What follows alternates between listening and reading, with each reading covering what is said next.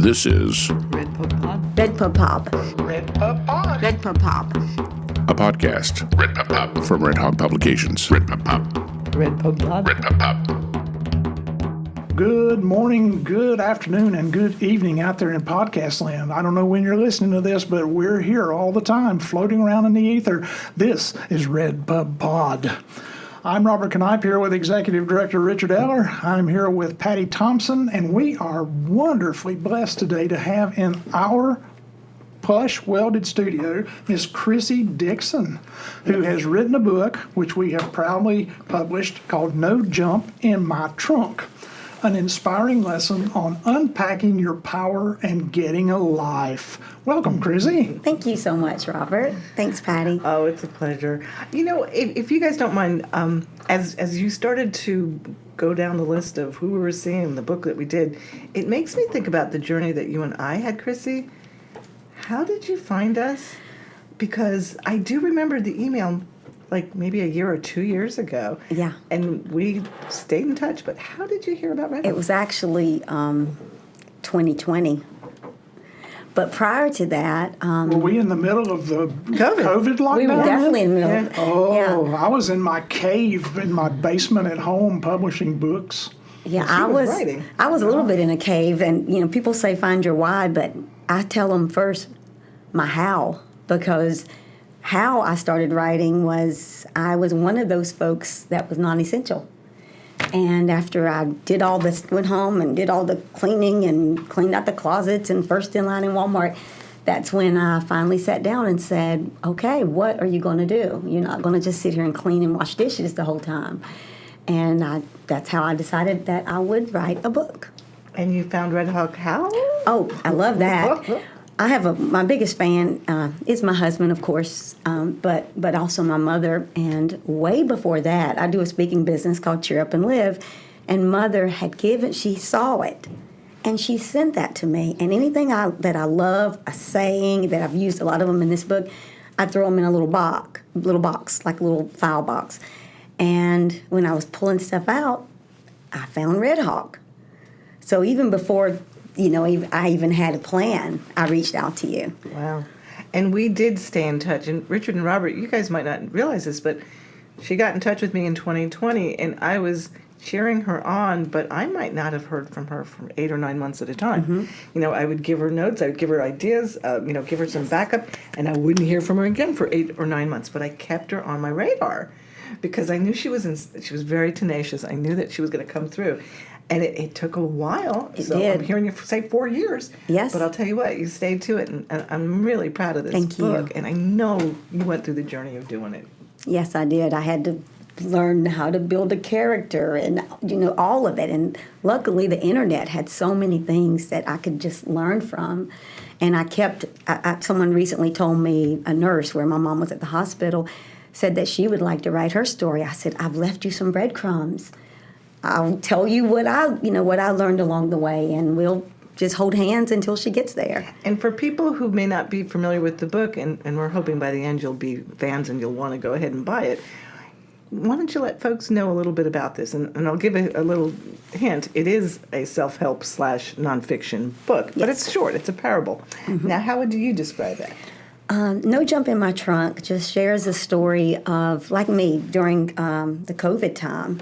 You know, you sit there, and a lot of my gifts were rusty. I hadn't used them, but they were still there. You know, the old Chrissie was still there. And also, what was happening at the same time, my 5 girls were at home. Actually, 4 girls. One came after COVID, or shall we say, during COVID. So at the time, That's I going to be had a special generation amongst us human beings, the COVID babies. You got it. And boy, her name's April Rain, and she is something else as number 5 girl. But when the girls would say, Nana, I'm bored, and they would say, don't say only boring people get bored. But I always said that. And I would say, are you using your gifts? Are you using your talents? That was what I would always say. So after I'd cleaned everything and I'm sitting outside birding, I just asked myself. Now, what is birding? You know, like looking at birds and I was a bit of a birder. I love birds, and I'm out in the country. I had a different idea of the kind of birding I've done. Usually it's sitting on my front porch and like giving certain neighbors certain gestures with my fingers.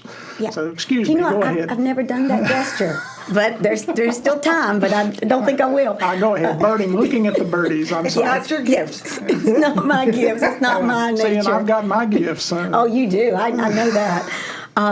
So after sitting there, I took my own advice. It was like, Chrissie, are you using your gifts? So I started stirring them up.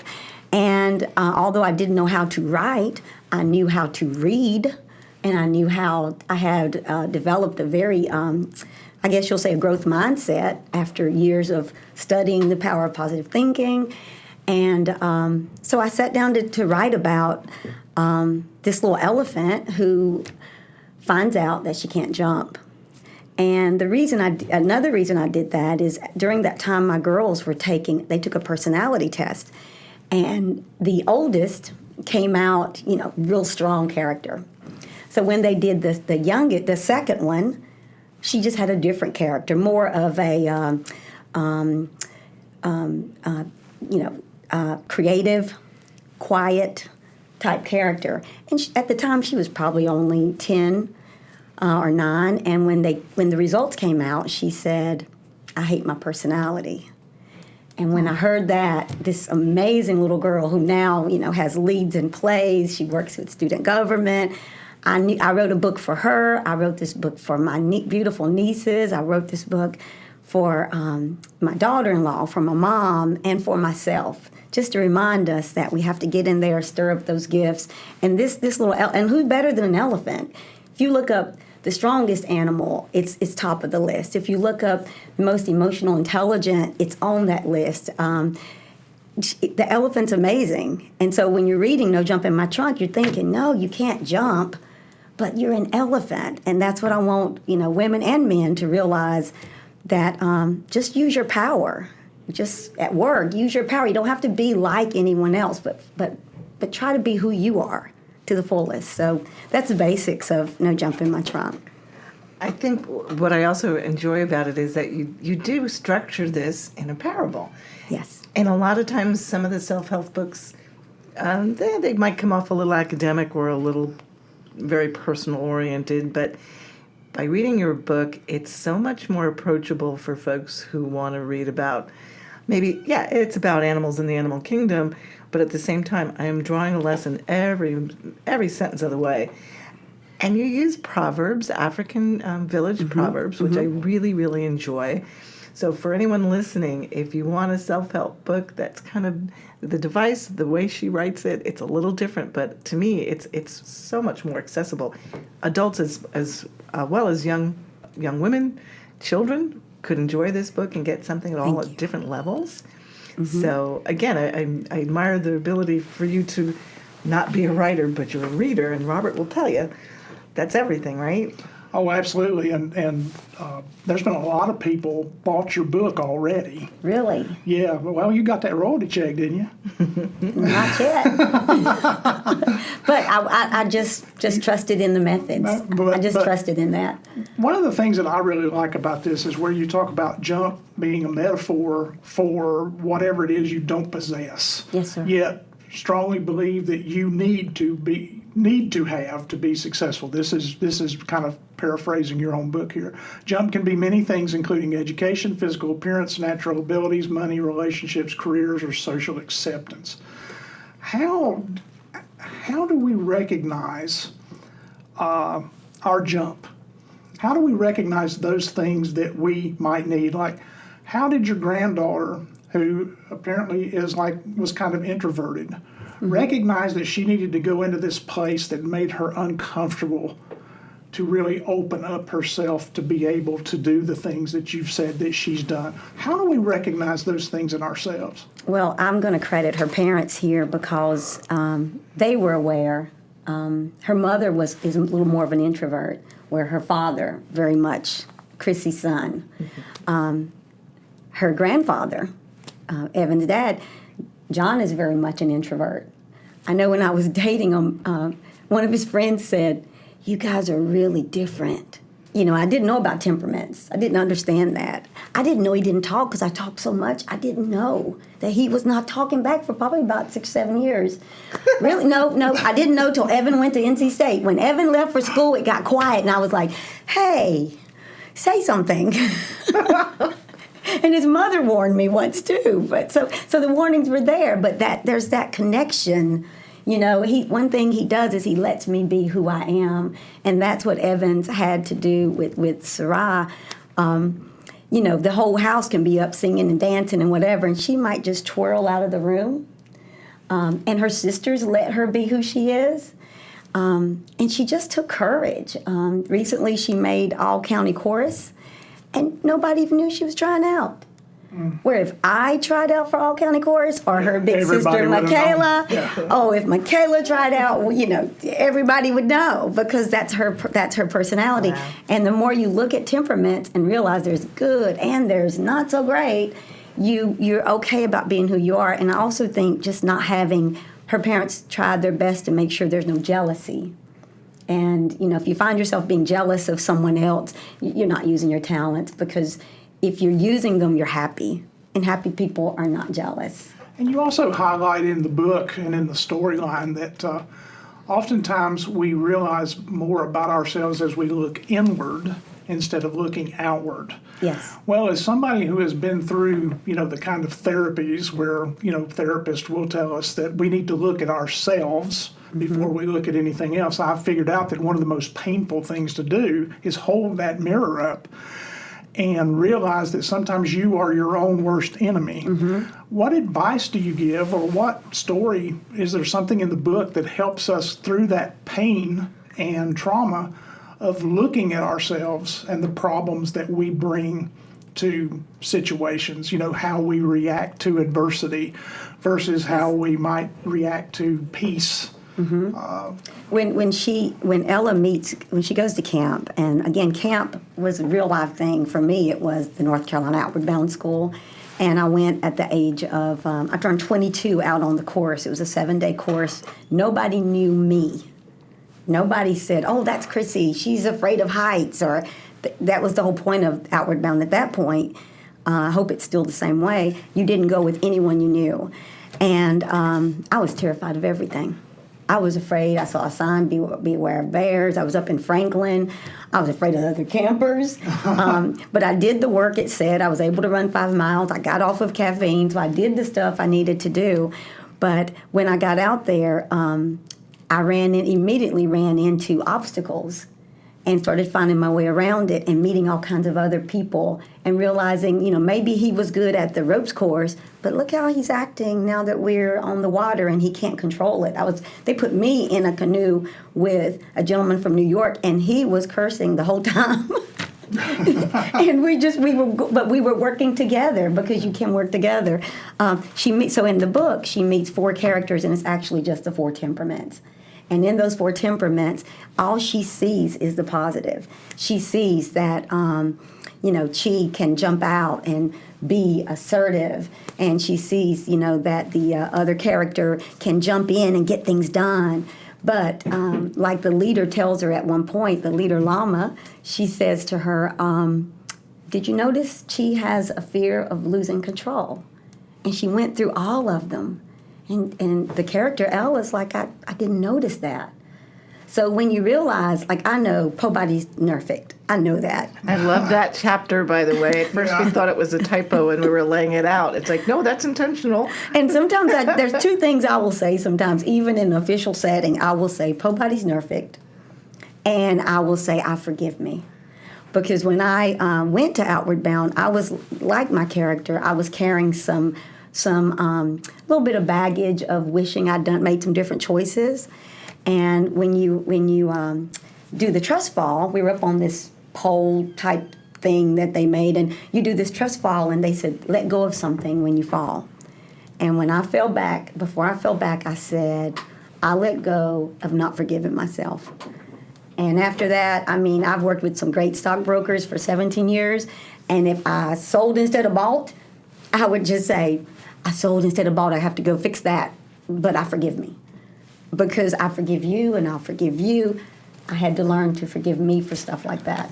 That's very Eastern. That's very Eastern. That's Buddhism and Hinduism.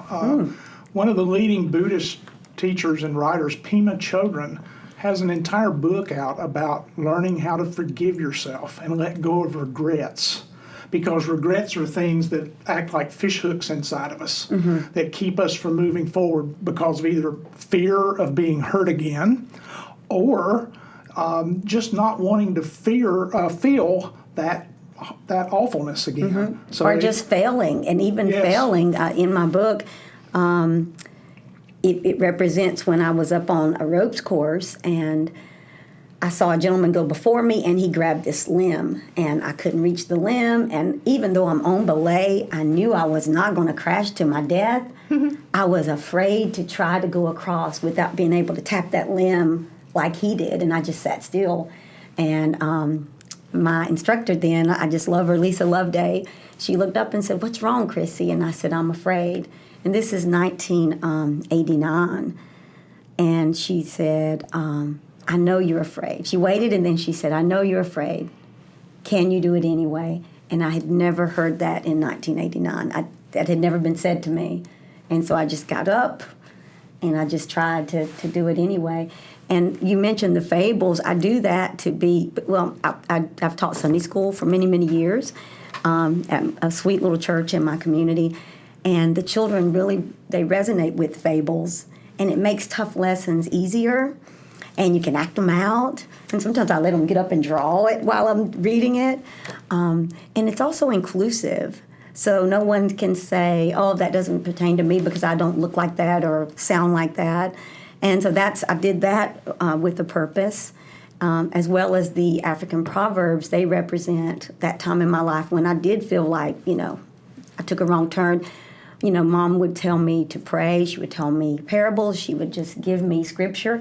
So I chose African proverbs for that as well, just to be, again, to make it easy for people to approach it. And I fell in love with the African proverbs. One of my favorite African proverbs that you have in here, it's to get lost is to learn the way. And it's kind of interesting because just thinking about my own journey, I'm one of those people who I have a hard time literally getting lost. I have a really good 360. We're opposite. Yeah, I don't need a map or a compass. It gets a little worse as I get older, but when I was a kid, it was like... You're so lucky. I could go someplace once and I knew how to get there. So, again... I'm lost right now. As I get a little older, it's getting a little less, off by 5 or 10 degrees. But that said, I used to go places, I used to get in my car trying to get lost. And when I go to new countries, I want to get lost because I know I'm going to find my way. You better watch out. In some of these countries, you get lost permanently. That's true. Whatever happened to that gal that was with our group? That's very true. But that said, it's part of the journey. Yes. When you do get lost, your eyes are a little bit more open. You're a little bit more alert. So for folks out there, don't be scared if you get lost. That just means you're out of your comfort zone. But keep your eyes open because there's so much more you're going to learn. Yeah. And again, that's one of the many things that I've enjoyed about this short book, by the way. So anyone can probably finish this in one sitting. You sure can. During the 3 or 4 years that you and I were kind of engaging with one another, I know at one point we talked about you wanted artwork. And I had mentioned to you just to caution that getting illustrators can be expensive. Well, didn't you find a little workaround? And why don't you tell us about that? Because it's ingenious. My growth mindset muscle was growing. A young man in our marketing department he looked at what I wanted. I was like, I just want simple sketches. I don't want to come up, I don't want to take away from anything because there's been many times when I was young, I would read a book, I'd read about the character, and then I'd see a picture and go, that's not him, And then after that became who I had to imagine. And he said, Chrissie, for that, you can use AI. And I thought, I can't use AI. So he told me kind of he said, just write it out. Every detail, everything you want to see, where you want them standing, what you want them to do. And me and Starbucks became best friends because I had to get away from the house. I don't drink coffee. I've never drank coffee. But all of you looked at me. But I drink a lot of green tea. That's something. Caffeine. Yeah, caffeine. Yeah. So my sister said, Chrissy, just go to Starbucks. And I said, I'm not that person. And she said, if you're going to stop washing dishes and get out of that house, you've got to do that. And so that, I'm always buying their stuff there. I'm tipping them. And that's how I just sat down one day and just started trying to tell the descriptions. And they weren't always great. Sometimes the eyes looked odd and things like that. But I knew I was too far to turn back. And I just kept going, and I love them. So, in essence, in love with them. The many illustrations that are in this book, they look like graphite drawings. They're wonderful sketches, and they were developed through AI with your words. Came out those wonderful illustrations. So kudos for you. Thank you. And that's why I credit AI in the book. Yeah. I asked AI how to credit itself. And because I didn't want anybody to think I drew any of this. That's so wonderful. Now, speak a little bit about Ben Precup. Was he the one that helped you with the It was ad? Ben Precup. Now, for those out there who might be familiar with Austin Allran's book. Yeah, Ben did the cover for Austin's book. The Legend of the Isle of Cats. Ben did something else, too. I love that I cover. can't remember now what it was. I know he helped us with some of Catawba Valley Festival of the Arts posters. Very talented. Very talented patient, graphic very designer. kind. This is a perfect moment for me to do the advertising. Well, please do. We need to go to redhawkpublications.com right now. Just put us on pause, and on your phone, go to redhawkpublications.com. You can get No Jump in My Trunk right now. It's a discount off of the $15 regular price. It's on sale for $12, and we'll ship it to you right to your home where you don't have to worry about going out and getting it. It's also available on Amazon.com. And I'm not sure whether any of this is at our sponsor, Tasteful Beans. I'm not sure if Scott Owens has it in stock or not. If you go to Tasteful Beans and you want Scott to carry it, then say, get No Jump in My Trunk, Scott, right now. And he will email us and we'll get him some. And by the way, Tasteful Beans is our sponsor. It is our sponsor. And as much as we love Starbucks, we do support Tasteful Beans because they not only have a wonderful owner and poet, Scott Owens, but they also sell some of our books. That's great. And it really is a good place to go and write and work and things like that. I can do that on the weekend. Because what you've talked about here is there's several little threads here that are fascinating to me. I want to get in right quick because I like to yak and this, that, and the other. But first of all is this thread of you utilized critical thinking on your project to figure out the best way to deliver the message you wanted to deliver. So this is where you arrived at using the African proverbs, the African stories. For all of you folks out there who are gestating talents and writers, there's two things that this story represents that are very important for you to recognize. First of all, Chrissie Dixon utilized her thinking and her critical thought to figure out the best way to deliver her message. How does she want to exemplify the illustrations in her book? How does she want to do it? Because some people are against AI.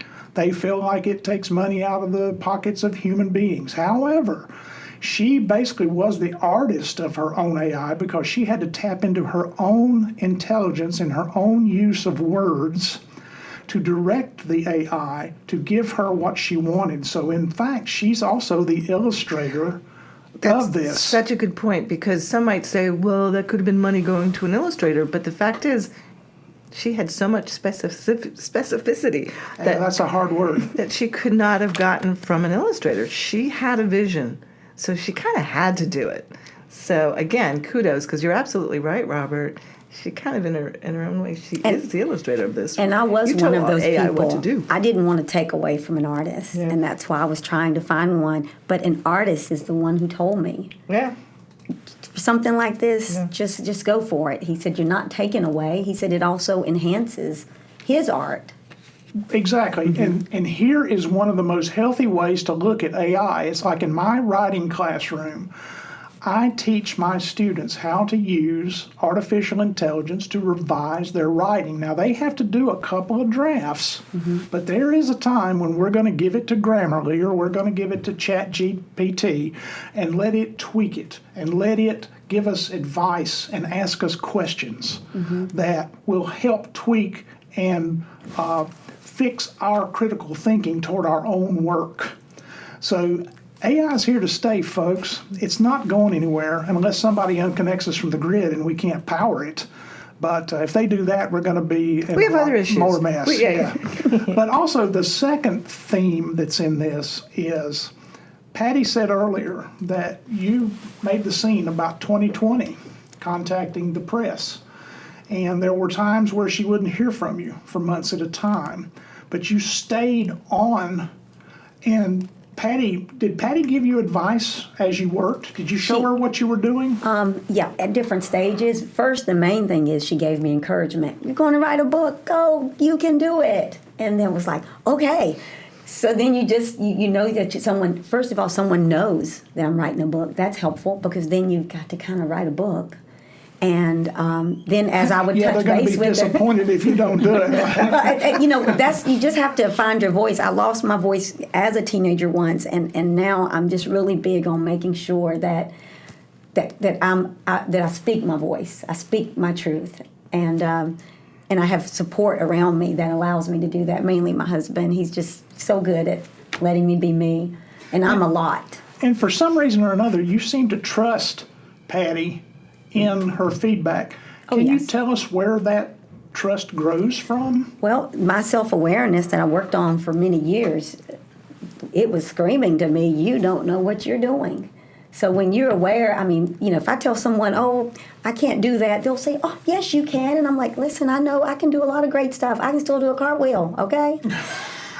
but there's some things I don't know how to do, and I have to sometimes even put my hand over my mouth, not to talk, and just listen and believe the process. And I knew and I don't go to just anybody for advice. I go to someone who knows what they're talking about. And then I soak that in. I'm like, okay. Even when I was at the brokerage firm, some of the older clients would say, do you know what I would do if I was you? And I'm like, what would you do? Because I've learned to listen to wisdom. But if what they tell you that they would do if they were you is incorrect or damaging to them, when you tell them such, do they listen to you? Do they trust you? I would not put all of my investments in that one basket. Because they might think, oh, I want to move all of my money into this. And you're saying, no, we need to diversify a little bit. Do they listen to you? Do they respect your knowledge as I know my wheelhouse. Okay. So when I tell people things like, if someone tells me there's a problem at work or something like that, I'll give them my best advice. I might say, shake it off. Or if it matters to you, go talk to them. But I think about that before I give advice. But I only use my wheelhouse. If there's the things that I know how. The people who reach out to me, it's like, will you look at this email?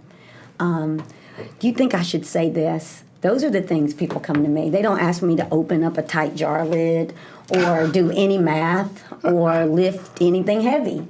But people, when they know you and you know who you are, even strangers will come. They'll say, will you pray for me? They'll just different things. But it's always my wheelhouse. If it's not, I'm like, one time I was actually asked at church to block the door so people couldn't come in until it was time to eat. And I said, okay. And I stood there and I thought, I can't block a door and tell people not to eat. That's not my personality. So I just left the post. Because you can't, I'm too old to change. Right. Well, and the reason I bring this up is because we have had clients in the past, God love them, because we're up to around 200 titles now, and we will have clients in the future, those people who may be listening right now, who sometimes will come in with an idea of how they want their cover to look or how they want their work to look, and we will advise them within our knowledge, within our wheelhouse, that it might not be a good idea to do that way. And sometimes they don't trust us. So I want to say to you personally that I appreciate your trust. Yeah. It took you 4 years, almost 5, to bring your project to fruition. But look at how marvelous it turned out. Thank you. Look at how the nurturing and the advice and the knowledge that we have at the press helped you get your art out there. Yeah, and if I reflect back, I remember Patty didn't say, do this, do that. She would say, if I was you, or just what you might want to try. And I knew she was being kind, being given soft direction, but I was a sponge.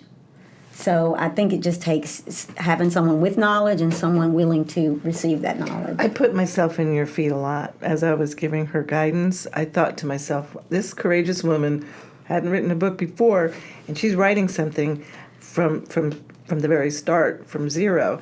What would I do if I were her? So I really, when I was talking to you, I was talking to myself. I was talking to anybody who wants to start from not knowing much to getting this book out. And to give you some frame of reference, when I tell you you were on my radar for 4 years, if one were to look at my pipeline at any given time, we're working on 10 books. We've got 10 or 15 that are in our periphery. And then there's off on the corners of the radar. I probably have, right now, 40 or 50 people I've contacted, I've been in contact with, who say they're writing a book, and I don't hear anything from them. But you were on that list, and you just kept moving right up. I knew you were doing it, so I was kind of cheering you on. Yeah, she said, you told me, you said, I've got you out there. You're my project. I know you're trying. And I'm like, I'm a project. Some people don't want to be one, but I just take, everything as a compliment. I told my mom that one time. She said, I said, I just pretend everybody loves me. And my mom's so funny. She said, well, they don't. Yeah, I have to tell myself that every once in a while, too. But what's wonderful is you did not let your own ego get in the way of your opportunity, because you talk a lot in this book about opportunities. Opportunities do not wait around. Well, this opportunity seemed to nurture itself through 4 years. Mm-hmm. However, you recognized it. I could see it. Yeah. I would imagine it. Sometimes I'd get in my car, and my husband knows this. I would get in my car and I would just say, Ella, I can't find you. I don't see you, because I couldn't just go constant. I like to prepare food. I like to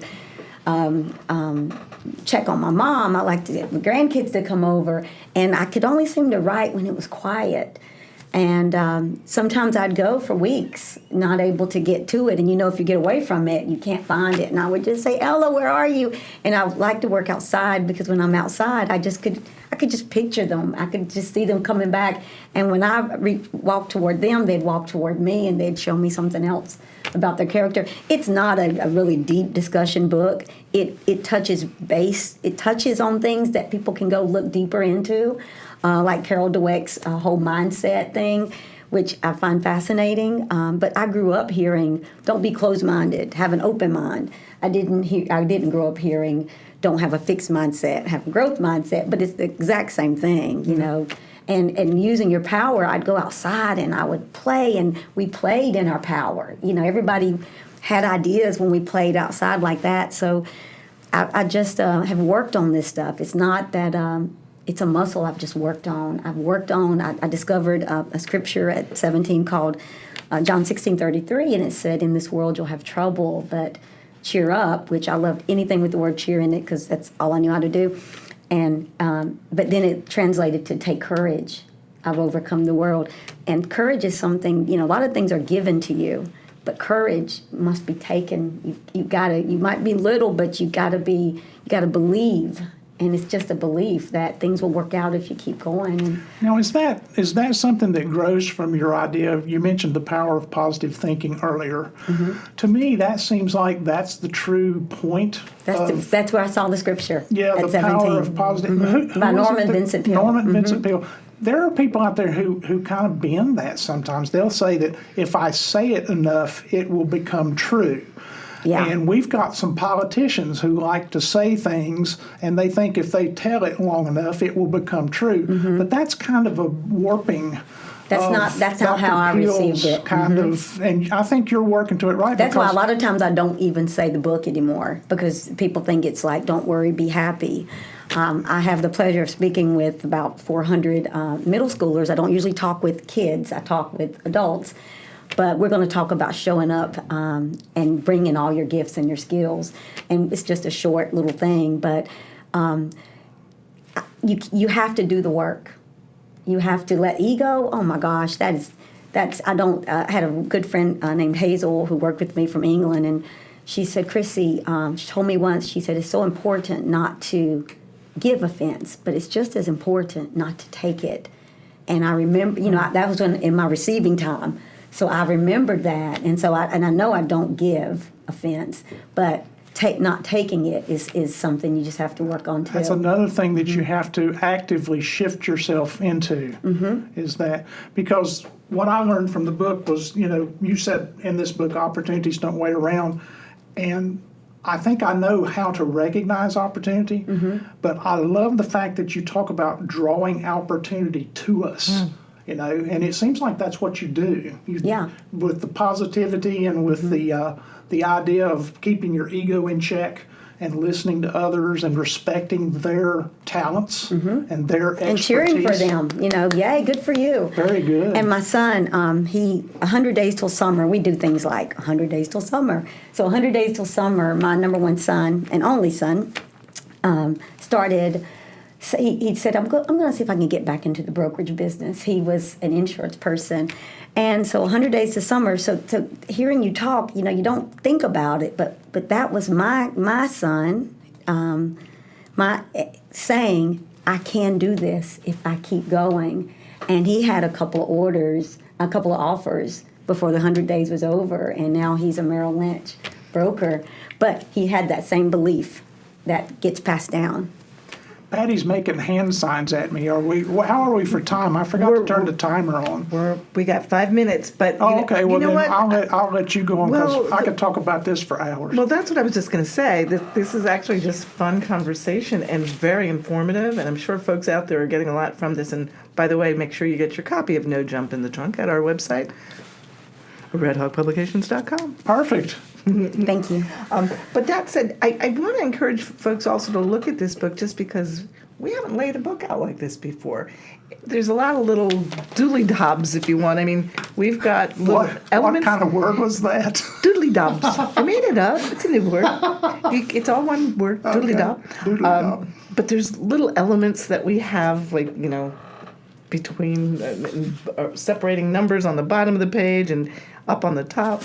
It's a pretty book. It's probably our only book that I know of that has as many drawings of illustrations as art, not photos, but illustrative arts. Plus, it's got the call-outs of the Proverbs. So it's a unique book for us to have done.